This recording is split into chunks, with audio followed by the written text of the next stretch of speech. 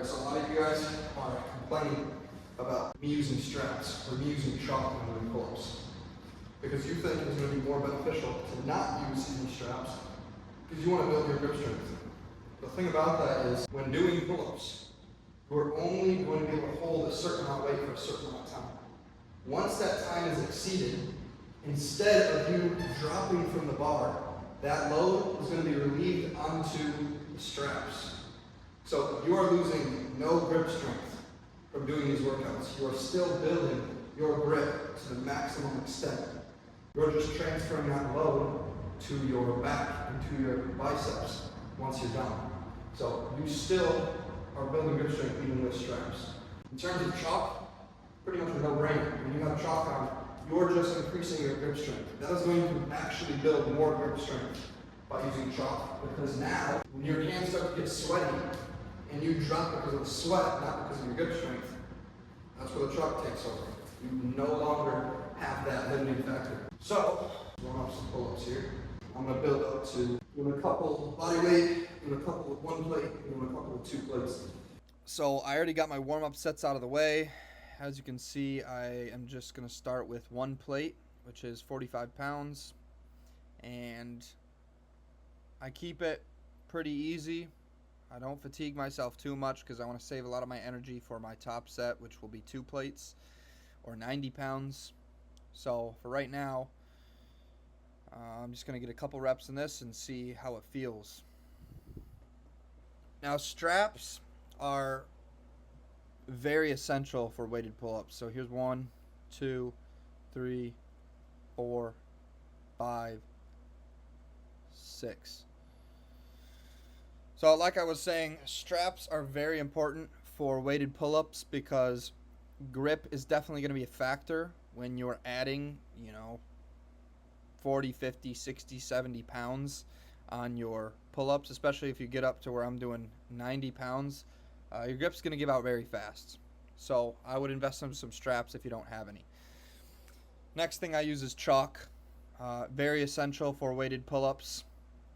Even for bodyweight pull-ups, it's good to keep good grip and allows you to actually do more reps. I can get probably 5+ extra reps if I just use chalk.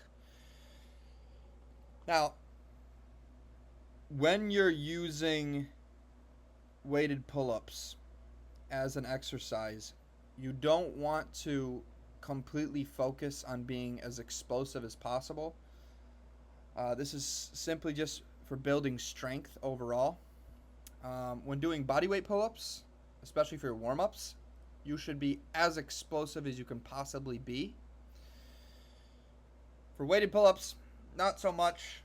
You kind of just want to have good form, get as many reps as possible, and build the strength.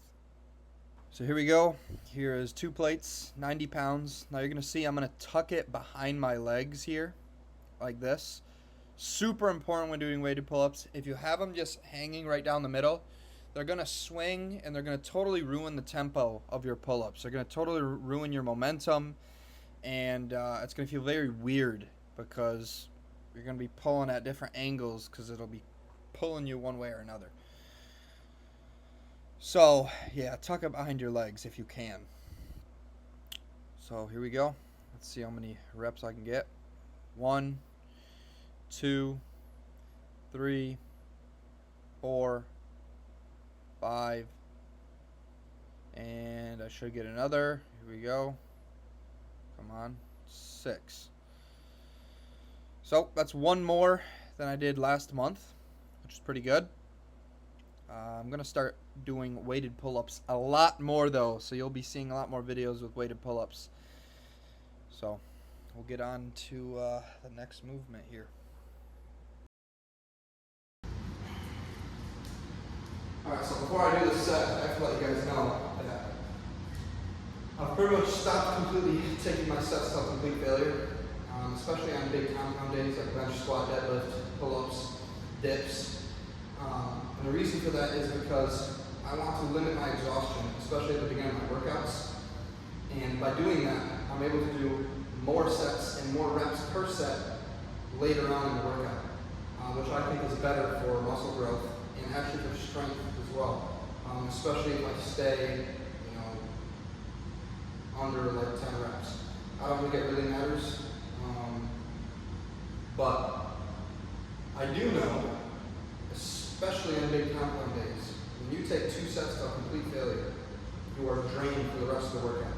And it's just not worth it because the rest of the workout you're completely fatigued and you can't function as well.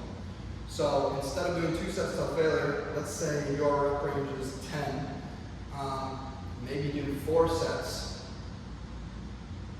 8 reps per set.